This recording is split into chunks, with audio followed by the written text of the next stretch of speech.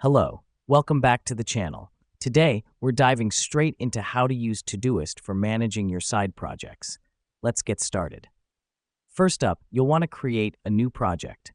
Click the plus icon next to the Projects menu and name it after your side project. This keeps everything related to your project in one place, making it easier to track your progress. Now that we've done that, let's start adding tasks. Click on the Add Task button and write down your first task. The reason we do this is to break down your project into manageable pieces, helping you focus and avoid feeling overwhelmed. Next up, assign due dates to your tasks. To do this, simply click on the task and select a date from the calendar icon. This helps us because it creates a timeline for your project, keeping you on track and helping you meet your deadlines.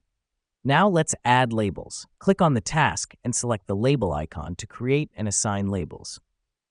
Here's what's happening behind the scenes.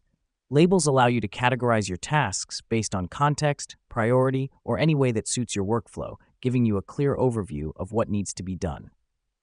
Lastly, take advantage of Todoist's filters. Go to the Filters menu and create a new filter.